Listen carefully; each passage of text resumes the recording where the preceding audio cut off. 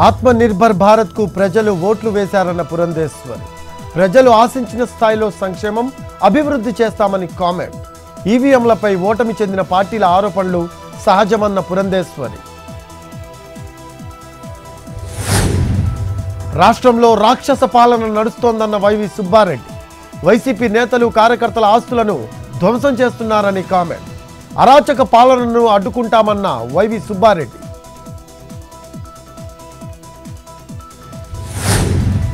కాపుల్ని బీసీలో చేర్చడం deputy CM Pawan బాధ్యత. కేంద్రం కాపుల్ని బీసీల్లో చేరుద్దామని ఉత్తర ప్రత్యుత్తరాలు పంపుతోంది. సీఎం చంద్రబాబు, పవన్ చిత్తశుద్ధితో కాపులకు న్యాయం చేయాలన్న దాడిశెట్టి రాజా.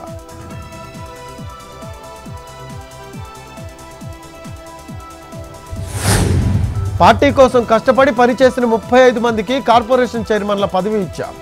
భాగస్వామ్యులను చేయాలన్న స్ఫూర్తి వైఎస్ఆర్దేనన్న సీఎం రేవంత్.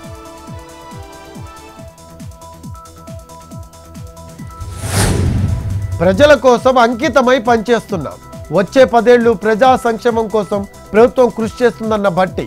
పార్టీ నుంచి బయటకు వెళ్లిన నేతలు కాంగ్రెస్లోకి రావాలన్న డిప్యూటీ సీఎం. బీఆర్ఎస్ ఎమ్మెల్సీ చల్లా కాంగ్రెస్లో చేరే అవకాశం. సీఎం రేవంత్ రెడ్డిని కలిసిన చల్లా వెంకట్రామిరెడ్డి.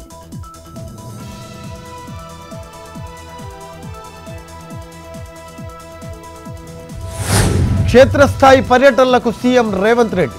రేపు సొంత జిల్లా ఉమ్మడి పాలమూరు నుంచే పర్యటనలు ప్రారంభం. వారానికో ఉమ్మడి జిల్లాపై క్షేత్రస్థాయి సమీక్ష. అభివృద్ధి సంక్షేమ కార్యక్రమాల అమలుపై రివ్యూ.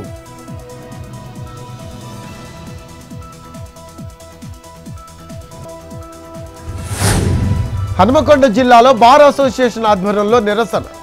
ఇంతేజర్ గంజ్ సీఐని సస్పెండ్ చేయాలని డిమాండ్. న్యాయవాది వినయ్ పట్ల అవమానకరంగా ప్రవర్తించారని ఆరోపణ. బహిరంగ క్షమాపణ చెప్పాలని డిమాండ్.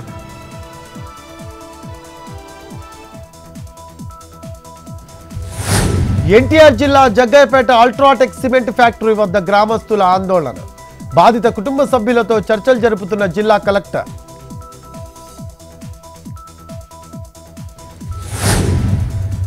విశ్వాస పరీక్షలో విజయం సాధించిన జార్ఖండ్ ముఖ్యమంత్రి హేమంత్ సోరెన్. అనుకూలంగా 45 ఓట్లు. గతంలో ఈడీ అరెస్ట్ చేయడంతో సీఎం పదవికి రాజీనామా. బెయిల్పై బయటకొచ్చి మరోసారి సీఎం అయిన హేమంత్ సోరెన్.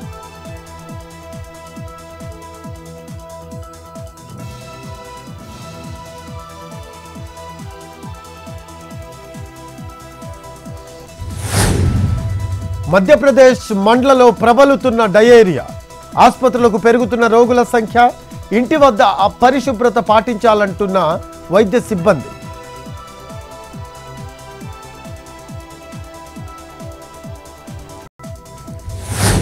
తెలంగాణలో 2 రోజుల పాటు వర్షాలు పడే అవకాశం.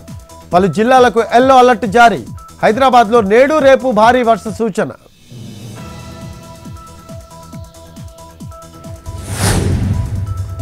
రేపు శ్రీవారి ఆలయంలో కోయిల్ అల్వార్ తిరుమంజనం.